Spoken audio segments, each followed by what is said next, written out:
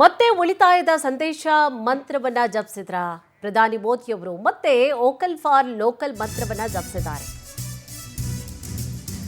ಮತ್ತೆ ಉಳಿತಾಯದ ಸಂದೇಶ ಮಂತ್ರವನ್ನ ಜಪಿಸಿದ್ದಾರೆ ಪ್ರಧಾನಿ ಮೋದಿಯವರು. ಮತ್ತೆ ವೋಕಲ್ ಫಾರ್ ಲೋಕಲ್ ಮಂತ್ರವನ್ನ ಜಪಿಸಿದ್ದಾರೆ ಪ್ರಧಾನಿ. ವಿದೇಶಗಳಿಂದ ಬರುವಂತಹ ಉತ್ಪನ್ನಗಳ ಮೇಲಿನ ವೆಚ್ಚ ಕಡಿಮೆ ಮಾಡಿ ವಡೋದರದಲ್ಲಿ ಕರೆ ಕೊಟ್ಟಿದ್ದಾರೆ ಮೋದಿಯವರು. ದಶಕದ ಬಿಕ್ಕಟ್ಟುಗಳ ಪೈಕಿ ಪಶ್ಚಿಮ ಏಷ್ಯಾ ಸಂಘರ್ಷವೂ ಒಂದು. ವಿದೇಶಿ ಉತ್ಪನ್ನಗಳ ಮೇಲಿನ ವೆಚ್ಚ ಕಡಿಮೆ ಮಾಡುವಂತೆ ಕರೆ ಕೊಟ್ಟಿದ್ದಾರೆ. ಆಮದು ಮಾಡಿಕೊಂಡಂತಹ ಸರಕುಗಳ ಬೆಲೆಗಳು ಗಗನಕ್ಕೆ ಏರ್ತಾ ಇದೆ. ಪಶ್ಚಿಮ ಏಷ್ಯಾ ಸಂಘರ್ಷ ಜಾಗತಿಕ ಪೂರೈಕೆ ಸರಪಳಿಗೆ ತೀವ್ರ ಅಡ್ಡಿಯಾಗ್ತಾ ಇದೆ. ಆದಷ್ಟು ವರ್ಕ್ ಫ್ರಮ್ಗೆ ಮನೆಯಲ್ಲೇ ಕುತ್ಕೊಂಡು ಕೆಲಸ ಮಾಡಿ, ಅದಕ್ಕೆ ಆದ್ಯತೆಯನ್ನ ನೀಡಬೇಕು ಅಂತ ಮೋದಿಯವರು ಕರೆ ಕೊಟ್ಟಿದ್ದಾರೆ.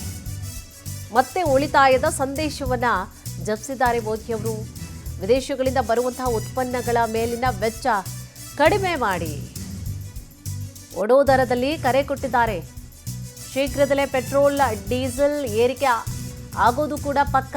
45 ದಿನಗಳಿಗೆ ಆಗುವಷ್ಟು LPG ಇದೆ ಅಂತೇಳಿ ಈಗ ಸದ್ಯಕ್ಕೆ ಕೇಂದ್ರ ಸರ್ಕಾರ ಹೇಳ್ತಾ ಇದೆ. ಶೀಘ್ರದಲ್ಲೇ ಪೆಟ್ರೋಲ್ ಡೀಸೆಲ್ ಏರಿಕೆ ಆಗೋದು ಕೂಡ ಪಕ್ಕ. ಇಂಧನ ಬಳಕೆಯನ್ನು ತಗ್ಗಿಸಬೇಕು ಅಂತ ಕರೆ ಕೊಟ್ಟಿದ್ದಾರೆ. ಆದಷ್ಟು ಮಿತವಾಗಿ ಬಳಕೆ ಮಾಡಿ ನೀವು.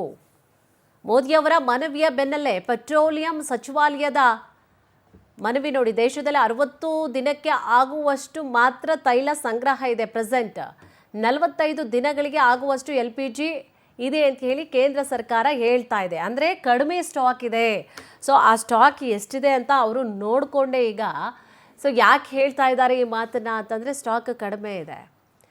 ಸೊ ಹಿತಮಿತವಾಗಿ ಬಳಸಿ, ಮತ್ತೆ ಬರುವವರೆಗೂ ಕೂಡ ಹಿತಮಿತ ಇರಬೇಕು ಅನ್ನುವಂತಹ ಕಾರಣಕ್ಕೋಸ್ಕರ ಮೋದಿಯವರು ಸಂದೇಶವನ್ನು ಕೊಡ್ತಾ ಇದ್ದಾರೆ.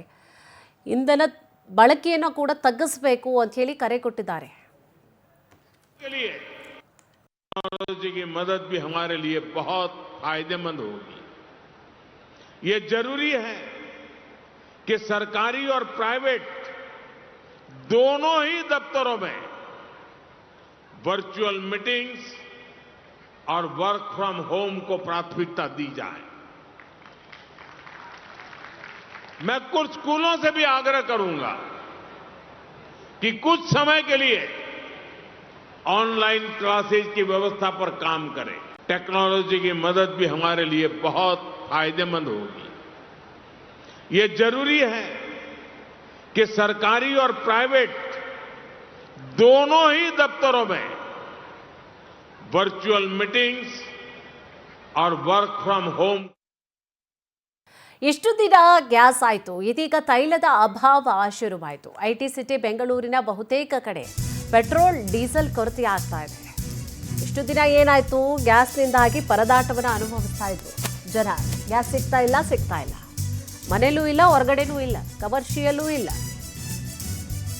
ಸೊ ಎರಡೂ ಇಲ್ಲದೆ ಈಗಾಗಲೇ ಸಮಸ್ಯೆಗಳಾಗ್ತಾ ಇತ್ತು. ಇಂಧನ ಅಭಾವದಿಂದಾಗಿ ಪರಿಸ್ಥಿತಿ ಮತ್ತಷ್ಟು ಕೂಡ ಬಿಗಡಾಯಿಸುವಂತಹ ಸಾಧ್ಯತೆ ಇದೆ. ಮತ್ತೊಂದು ಕಡೆ ಆಹಾರ ಮತ್ತು ನಾಗರಿಕ ಇಲಾಖೆಯಿಂದ ಮಾರ್ಗಸೂಚಿ ನೀಡಲಾಗಿದೆ. ಬಾಟಲ್ ಕ್ಯಾನ್ಗಳಿಗೆ ಪೆಟ್ರೋಲ್ ಡೀಸೆಲ್ ತುಂಬದಂತೆ ಸೂಚನೆ ನೀಡಲಾಗಿದೆ. ಬಂಕ್ಗಳಲ್ಲಿ ವಾಹನಗಳಿಗೆ ಮಾತ್ರ ಇಂಧನ ಪೂರೈಕೆಯನ್ನು ಮಾಡಲಾಗ್ತಾ ಇದೆ. ಟ್ರಕ್ ಅಥವಾ ಜೊತೆಗೆ ಭಾರೀ ವಾಹನಗಳಿಗೆ 200 ಲೀಟರ್ ಲಿಮಿಟ್ ಅನ್ನು ಕೂಡ ಮಾಡಲಾಗಿದೆ. ಇಷ್ಟು ದಿನ ಗ್ಯಾಸ್ ಸಮಸ್ಯೆಯಿಂದ ನಾವೆಲ್ಲರೂ ಒದ್ದಾಡ್ತಾ ಇದ್ವಿ, ಗೊತ್ತಿರುವಂತಹ ವಿಚಾರ.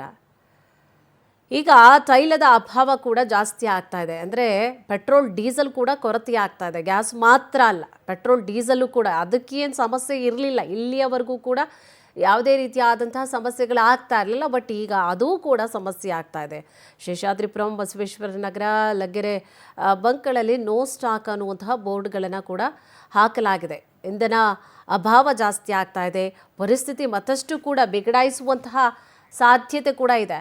ಇನ್ನು ಬೆಂಗಳೂರಿನ ಬಹುತೇಕ ಪೆಟ್ರೋಲ್ ಬಂಕ್ಗಳಲ್ಲಿ ನೋ ಸ್ಟಾಕ್ ಅನ್ನುವಂತಹ ಬೋರ್ಡನ್ನು ಕೂಡ ಹಾಕಲಾಗಿದೆ. ಈ ಕುರಿತಾಗಿ ನಮ್ಮ ಪ್ರತಿನಿಧಿ ನಾಗೇಂದ್ರ ಪ್ರಸಾದ್ ಪ್ರತ್ಯಕ್ಷ ವರದಿಯನ್ನು ಕೂಡ ನೀಡಿದ್ದಾರೆ, ನೋಡೋಣ. ಇಷ್ಟು ದಿನ ಗ್ಯಾಸ್ ಟ್ರಬಲ್ ಆಯಿತು, ಈಗ ಪೆಟ್ರೋಲ್ ಮತ್ತು ಡೀಸೆಲ್ನ ಟ್ರಬಲ್ ಪ್ರಾರಂಭ ಆಗಿದೆ. ಅಂದ್ರೆ ಭಾನುವಾರವಷ್ಟೇ ನರೇಂದ್ರ ಮೋದಿ ಅವರು ಪೆಟ್ರೋಲ್ ಮತ್ತು ಡೀಸೆಲ್ ಬಳಕೆಯನ್ನ ಕಡಿಮೆ ಮಾಡಬೇಕು, ಸಾರ್ವಜನಿಕ ವಾಹನಗಳಲ್ಲಿ ಸಂಚಾರ ಮಾಡಬೇಕು ಅಂತ ಹೇಳಿದ್ರು. ಈ ಅವರ ಹೇಳಿಕೆಯ ಬೆನ್ನಲ್ಲೇ ಈಗ ಬೆಂಗಳೂರಿನಲ್ಲಿ ಕೂಡ ಪೆಟ್ರೋಲ್ ಮತ್ತು ಡೀಸೆಲ್ ನ ಕೊರತೆ ಉಂಟಾಗಿರ್ತಕ್ಕಂಥದ್ದು. ಹಲವಾರು ಬಂಕ್ಗಳಲ್ಲಿ ಈಗ ನೋ ಸ್ಟಾಕ್ ಅಂತ ಬೋರ್ಡ್ ಕೂಡ ನಾವು ನೋಡ್ತಾ ಇದೀವಿ. ಇವತ್ತು ನಾವು ಬೆಂಗಳೂರಿನ ಶೇಷಾದ್ರಿಪುರಂನಲ್ಲಿ ಇರ್ತಕ್ಕಂಥ ಫಸ್ಟ್ ಮೈನ್ ರಸ್ತೆಯಲ್ಲಿ ಇರ್ತಕ್ಕಂಥ ಇಂಡಿಯನ್ ಆಯಿಲ್ ಪೆಟ್ರೋಲ್ ಬಂಕ್ ಅಲ್ಲಿ ಇದೀವಿ. ಈ ಬಂಕ್ ಅಲ್ಲೂ ಕೂಡ ಈಗ ಆ ನೋ ಸ್ಟಾಕ್ ಬೋರ್ಡ್ ಹಾಕಿರ್ತಕ್ಕಂಥದ್ದು. ಅಂದ್ರೆ ಇಲ್ಲಿ ಕೂಡ ಈಗ ಪೆಟ್ರೋಲ್ ಮತ್ತು ಡೀಸೆಲ್ ಸಿಗ್ತಾ ಇಲ್ಲ. ಬೆಂಗಳೂರಿನ ಬಹುತೇಕ ಕಡೆಗಳಲ್ಲಿ ಈಗಾಗಲೇ ಪೆಟ್ರೋಲ್ ನ ಕೊರತೆ ಎದುರಿಸ್ತಾ ಇದ್ದಾರೆ. ಇನ್ನು ಇವತ್ತಿಗೆ ಮಾತ್ರ ಇರತಕ್ಕಂಥ ಪೆಟ್ರೋಲ್ ಬಂಕ್ಗಳು ಕೂಡ ಕೆಲವೊಂದಷ್ಟಿವೆ. ಇನ್ನು ನಿನ್ನೆಯೇ ಕೂಡ ಪೆಟ್ರೋಲ್ ಮತ್ತು ಡೀಸೆಲ್ ಖಾಲಿಯಾಗಿರ್ತಕ್ಕಂಥ ಬಂಕ್ಗಳು ಕೂಡ ಬೆಂಗಳೂರಿನಲ್ಲಿದೆ. ಅದರಲ್ಲಿ ಮುಖ್ಯವಾಗಿ ಬಸವೇಶ್ವರ ನಗರ, ಲಗ್ಗೆರೆ ಈ ಭಾಗಗಳಲ್ಲಿ ಇರ್ತಕ್ಕಂಥ ಒಂದಷ್ಟು ಪೆಟ್ರೋಲ್ ಬಂಕ್ಗಳು ಈಗಾಗಲೇ ಕ್ಲೋಸ್ ಆಗಿರ್ತಕ್ಕಂಥದ್ದು. ಅದರ ಜೊತೆಗೆ ಈಗ ಸಾರ್ವಜನಿಕರು ಮತ್ತು ವಾಹನ ಸಂಚಾರಕ್ಕೆ ಪೆಟ್ರೋಲ್ ಮತ್ತು ಡೀಸೆಲ್ ಕೊರತೆ ಆದ್ರೆ ಮತ್ತಷ್ಟು ಸಂಕಷ್ಟ ಕೂಡ ಎದುರಾಗುವಂತ ಸಾಧ್ಯತೆ ಇದೆ.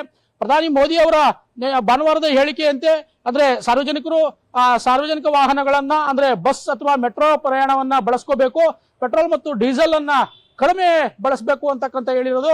ಈಗ ಅವರ ಹೇಳಿಕೆಯ ಬೆನ್ನಲ್ಲೇ ಮತ್ತೆ ಈ ರೀತಿ ಶುರುವಾಗಿರ್ತಕ್ಕಂಥದ್ದು, ಸಂಕಷ್ಟ ಶುರುವಾಗಿರ್ತಕ್ಕಂಥದ್ದು. ಸಾರ್ವಜನಿಕರಲ್ಲಿ ಒಂದು ರೀತಿಯ ಆತಂಕ ಕೂಡ ಶುರುವಾಗಿದೆ. ಪರಿಸ್ಥಿತಿ ಹೀಗೆ ಮುಂದುವರೆದ್ರೆ ಮತ್ತಷ್ಟು ಸಮಸ್ಯೆ ಬಿಗಡಾಯಿಸುವಂತ ಎಲ್ಲಾ ಲಕ್ಷಣಗಳು ಕಾಣಿಸ್ತಾ ಇವೆ. ಕ್ಯಾಮರಾ ಪರ್ಸನ್ ಪ್ರಶಾಂತ್ ಜೊತೆ ನಾಗೇಂದ್ರ ಪ್ರಸಾದ್, ಪವರ್ ಟಿವಿ, ಬೆಂಗಳೂರು.